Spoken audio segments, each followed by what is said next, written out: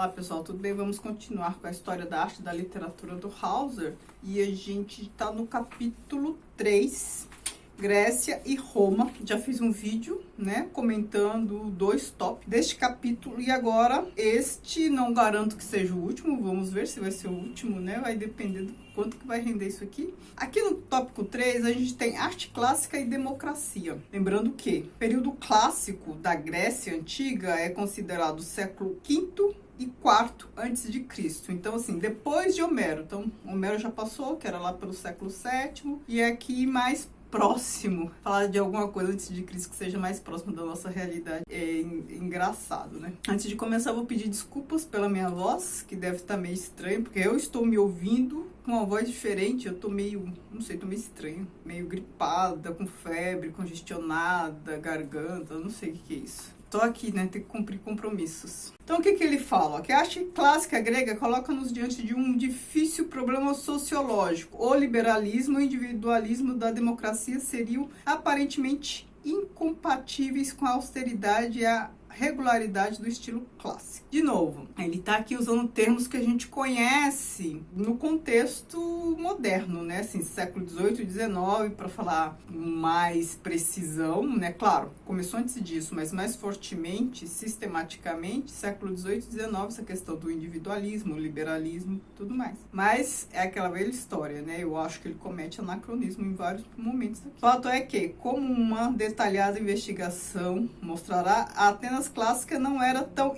intransigentemente democrática, em sua arte clássica tão estritamente clássica, quanto se poderia supor. Então vamos ver como isso se desenvolve aqui, do que ele está falando afinal. Ele fala assim, ó, é precisamente o fato de ser este impulso no sentido da representação fiel da natureza quase tão forte quanto o desejo de proporção e de ordem, o que distingue o classicismo grego dos estilos clássicos dele derivados. Então, a ideia de ordem e proporção são ideias geométricas, né, que são ideias até matemáticas, e a representação fiel da natureza. E qual é o contexto político, né? Porque assim, quando muda o contexto político, os valores também mudam. Quando eu falo mudança de contexto político, na verdade é assim, mudança de quem está no poder, de quem dá as ordens, quem tem o poder de instituir o real, que é, na verdade, quem dita as regras e constrói memória, quem diz o que é certo e o que é errado, e para os outros seguirem. Então, se há uma mudança nisso, nas estruturas de poder, certamente vai ter uma mudança nos valores socioculturais, porque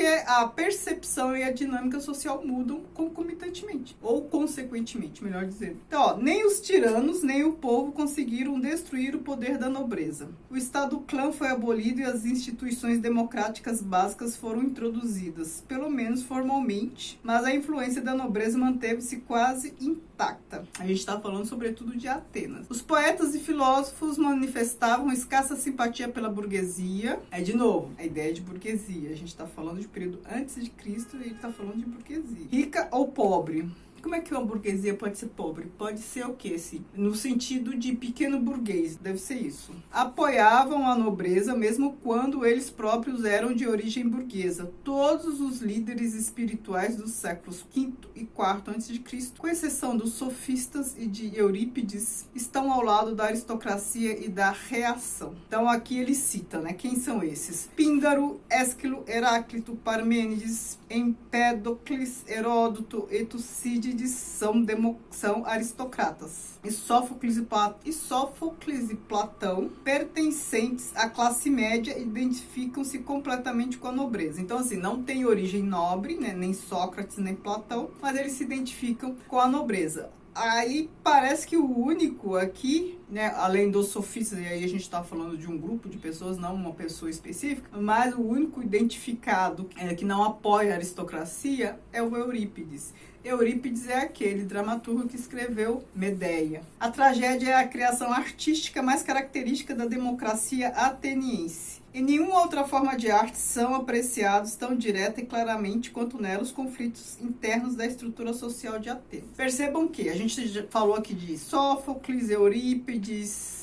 Ésquilo, esses famosos dramaturgos. A gente está numa era pós-Homero. Então a gente está numa era em que a poesia épica já não tem a supremacia da narrativa poética. A gente está na era em que a tragédia aqui se se sobrepõe. Em termos de valor artístico, não estou falando que as narrativas homéricas, os poemas épicos ficaram no esquecimento, não eram valorizados. Não, é que agora, no âmbito cultural, no circuito de transmissão cultural, a gente tem também as tragédias. Se a gente está falando de todo este povo aristocrata, a gente tem que pensar que a tragédia grega, por excelência, não só grega, até depois, sei lá, até século XVIII, XIX, mais ou menos, a literatura representava a forma aristocrática de viver. Enquanto a aristocracia mandava, que determinava, que ditava as ordens, a aristocracia é representada na literatura. Depois, quando a burguesia passa a ditar as ordens, aí é a burguesia que é representada na literatura. Percebo que pobre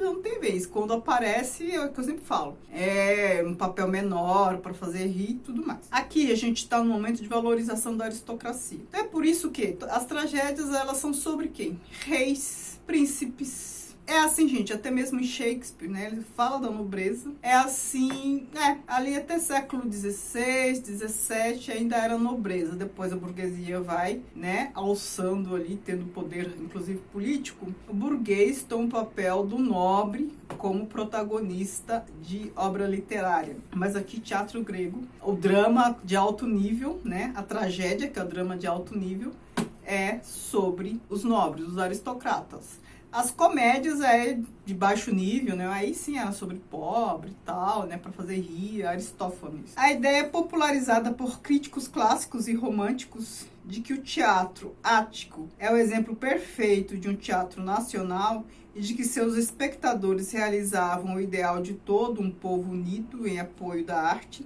não passa de uma falsificação da verdade histórica. Os festivais teatrais na democracia ateniense não eram certamente expressões de teatro do povo. Os teóricos clássicos e românticos alemães só puderam considerá-lo como tal porque concebiam o teatro como uma instituição educativa. O verdadeiro teatro do povo dos antigos tempos era o mimo, que não recebia qualquer subvenção do Estado. Então percebam que era um tipo de arte sobre a elite e para a elite. É que ele fala de muitas peças que se perderam, o que prejudica a nossa visão sobre a cultura grega. Porque com pouco que sobreviveu, a gente acaba tendo um conhecimento, entendimento muito superficial, enviesado, ou estreito mesmo, do que foi a cultura grega. As outras obras que ele cita que se tivessem resistido ao tempo, faria a gente ter outra noção. Ele está falando sobretudo do trabalho dos mímicos, que era o que? O teatro popular. Só que a gente sabe que o que resiste ao tempo é sempre o que é eleito como bom para a elite. Considerado cânone, é o que representa a realidade que interessa a quem tem o poder de instituir o real. Aqueles que vão sobrevivendo, mostrando uma arte alternativa, uma contracultura, são lembrados, o que eles escrevem, o que eles produzem também, né, cai no esquecimento propositalmente, né, não há nenhum sistema que valorize esse tipo de produção cultural e não tem como resistir. Ele fala assim: a tragédia grega era, estrito sensu, teatro político. O final de Eumênides, né, que é uma peça de teatro, com suas fervorosas preces pela prosperidade do Estado ático, denuncia o principal objetivo da peça. Aí ele fala: esse controle político do teatro trouxe de novo à tona o antigo critério de que o poeta é o guardião de uma verdade superior e um educador que conduz o povo a um plano superior de humanidade. Através da representação de tragédias nos festivais que o Estado organiza, assim como das circunstâncias que levaram a tragédia a ser considerada a interpretação competente dos mitos nacionais, o poeta, uma vez mais, assume uma posição quase equivalente à do profeta vidente de tempos pré-históricos. A gente está falando do profeta vidente, aqui ele está falando de tempo pré-histórico, mas assim, se a gente pensar que até mesmo Homero, né, que era considerado um vate, ele não é ali da pré-história, já tinha escrita naquele momento. Ele era um poeta que tinha também essa função sacerdotal, era considerado um vate, e a cegueira dele fazia com que essa imagem fosse ainda fortalecida, né? Porque ele invocava as musas e parecia ter um poder místico, ver o que quem enxerga não consegue ver. Aí ele fala: na formação dos vínculos entre religião e política, a tragédia provou ser excelente mediadora, assumindo uma posição intermediária entre a religião e a arte, entre o irracional e o racional, entre o dionisíaco e o apolíneo. O fator racional, a conexão causal da trama, é desde o começo quase tão fundamental para a tragédia quanto o elemento irracional, temor religioso. E aqui o outro tópico é a era do iluminismo na Grécia. Ele fala que à medida que o século XV se aproximava do fim, os elementos naturalistas, individualistas e emocionais de sua arte ganham extensão e importância cada vez maiores. Ocorre uma mudança de ênfase do típico para o particular, da concentração para a diferenciação, do comedimento para a exuberância. Na literatura começa a época da biografia.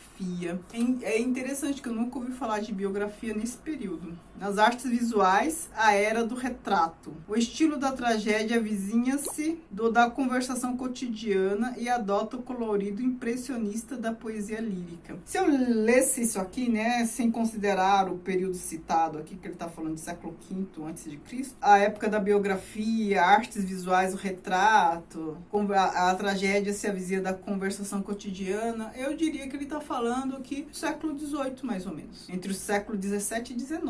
Algo assim, mas ele está falando do século V a.C.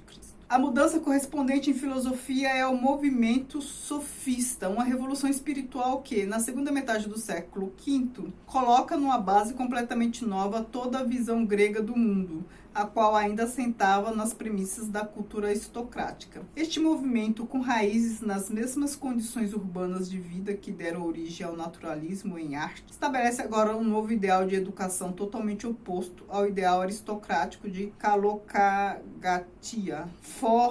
Formula um esquema de treinamento que, em vez de cultivar as qualidades do corpo, visa produzir cidadãos racionais, competentes e eloquentes. As novas virtudes burguesas que tomam o lugar dos nobres ideais da competição cavaleiresca apoiam-se no saber, no pensamento lógico, no intelecto treinado e na fluência verbal. Pela primeira vez na história da humanidade, o objetivo da educação é a formação de intelectuais. Ou seja, pela primeira vez o objetivo é formar, digamos, talvez multiplicadores. Pessoas que formem outras pessoas, inclusive. Vocês sabem que o Platão e outros seguidores de Platão abominavam os sofistas. Eles ganhavam dinheiro para ensinar, né? Eles tinham um ofício assim como de professor, e o Platão abominava, falava que o filósofo não deveria cobrar e tal, enfim. A gente está aqui no outro contexto, né, gente? Num outro momento, e que os valores são totalmente diferentes. Os sofistas começam por postular a inexistência de limites para o que a educação pode realizar e sustentam, em contraste com a velha crença mística na que a virtude, entre aspas, pode ser ensinada e aprendida. Então, qual é o embate aqui que tiveram com os sofistas? Os sofistas, eles apresentam métodos de ensino, formas, modelos instrucionais para o desenvolvimento intelectual das pessoas. Então, assim, como vencer um debate, eles apresentam técnicas para essas coisas. Então, assim, para o mundo de hoje, para a gente é totalmente normal, porque a gente aprende dessa forma, a gente lida com essas dinâmicas atualmente. Mas para aquele período, não. Percebam que, qual era o modelo que o Platão defendia? O diálogo, né? A maêutica socrática. Eu já fiz um vídeo sobre isso. Por meio do diálogo, os indivíduos chegarem ao conhecimento, né? Dar luz às ideias e tal. Parece algo espontâneo. Se a gente parar para pensar, até mesmo a maêutica, ela tem uma técnica e tem um método ali. O que é proposto pelos sofistas, não. É que Platão entende a conversa como algo natural. Ele abomina a escrita, como a gente já viu em outro vídeo. Ele acha que é um dispositivo artificial de memória, que é ineficiente. Então, ele fala que a conversa, a interação, é a melhor forma de aprender. E sem uma técnica já pré-determinada, como queriam os sofistas, né? Dentre tantas coisas que eles... Mais um trecho, ó. O sistema de ideias dos sofistas ganha expressão mais abrangente e significativa em Eurípides, o único verdadeiro poeta do iluminismo grego. Por que ele está chamando de iluminismo? É o meu entendimento, porque ele não explica aqui muito bem. Os iluministas, que a gente conhece da era moderna, os iluministas, eles se voltaram contra a aristocracia. Eles propuseram uma nova episteme, uma nova forma de pensar, ser e agir agir no mundo, de aprender e tudo mais. Aqui, dentre esses, neste momento, o único que não era aristocrático, que não defendia a aristocracia, era Eurípides. Por isso, então ele tá indo contra os preceitos da aristocracia, coisa que os outros não faziam, e por isso que ele está sendo considerado o único verdadeiro poeta do iluminismo grego. Então é nesse sentido. Os temas mitológicos são para ele um mero pretexto para discutir as questões filosóficas do momento e os problemas mais comuns da vida da classe média. Assim, ele debate as relações dos sexos, o casamento, o status das mulheres e dos escravos, e converte a saga de Medeia em algo como um drama doméstico da vida conjugal. Então percebam, o que ele faz é trazer para o teatro questões cotidianas ali das dinâmicas sociais. Não é aquela coisa etérea para poucos, né? Porque os aristocratas nunca foram a maioria em sociedade nenhuma. Aí, para Eurípides, o homem é um mero joguete do acaso. Então, perceba que ele é o que a gente poderia chamar de materialista. Ao discutir o problema da culpa e dos motivos da ação trágica, o teatro de Eurípides revela uma outra característica da disposição mental dos sofistas, o amor à retórica. E isso, somado ao gosto tipicamente euripidiano por epigramas filosóficos, denuncia um declínio dos padrões estéticos, ou talvez melhor, uma adoção precipitada de material artisticamente não digerido.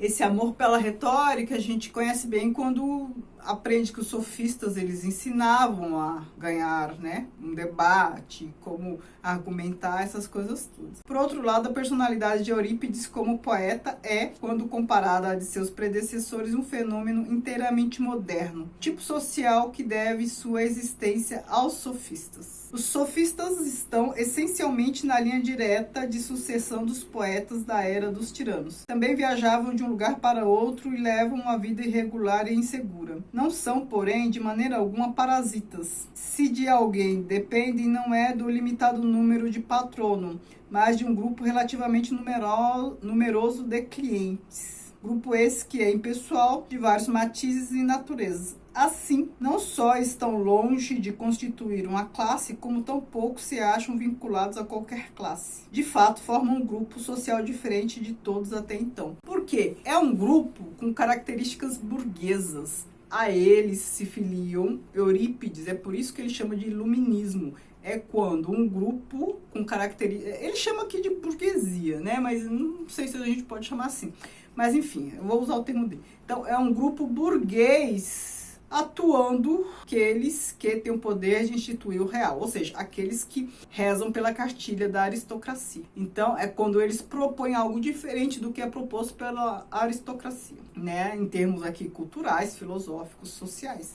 É por isso que é o que os iluministas do século XVIII fizeram. É que, só para não ficar falando de Eurípides, eu vou comentar aqui um pouquinho de Ésquilo e Sófocles. Ésquilo imaginou que seu ideal aristocrático de personalidade era compatível com a democracia, da qual, porém, desertou numa fase crítica da evolução desta. Sófocles não hesitou em escolher os ideais da nobreza, de preferência aos do Estado democrático. Na luta entre os laços especiais de parentesco e as limitadas forças igualitárias do Estado, ele apoia intransigentemente os ideais do parentesco. Percebam, né? Como eu já tinha adiantado, Ésquilo e Sófocles pela cartilha da nobreza da aristocracia.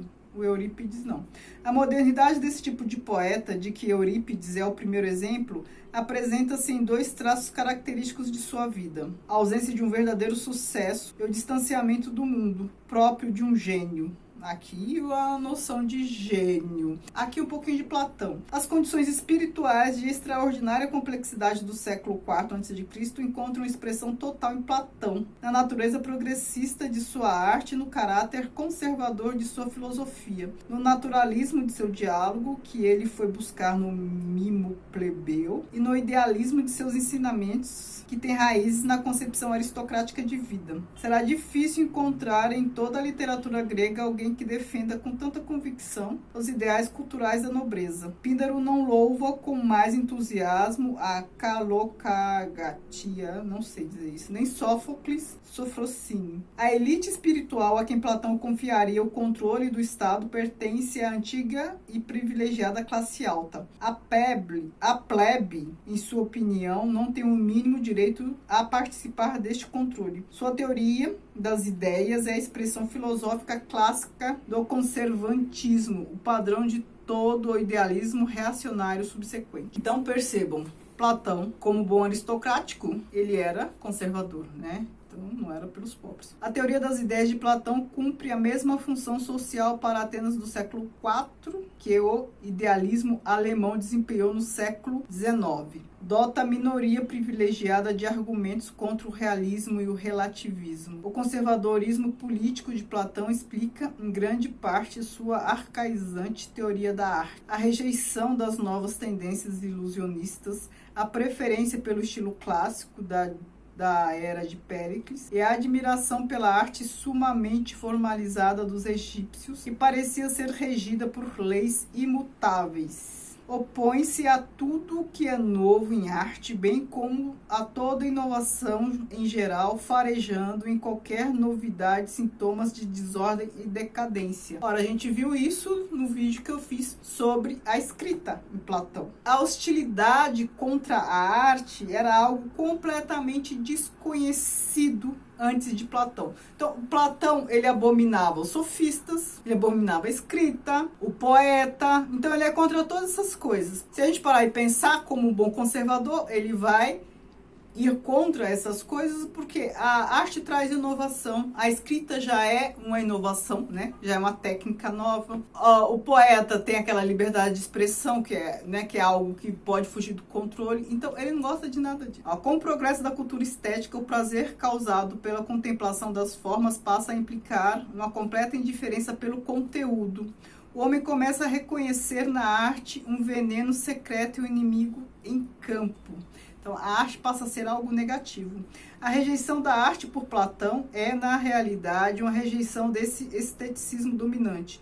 O reconhecimento teórico de que a arte é necessariamente dependente dos nossos sentidos não o teria levado, por si só, a assumir uma atitude hostil em relação a ela. A difusão da cultura estética entre novas classes sociais acarretou a substituição dos velhos ideais artísticos que tinham raízes na educação tradicional de uma classe inquestionavelmente dominante, por novos ideais relacionados mais de perto com novos padrões de vida. Um outro trechinho, eu tô terminando, gente. Eu não vou conseguir terminar o capítulo hoje, né? A primeira categoria de novos assuntos artísticos inclui o retrato e a biografia.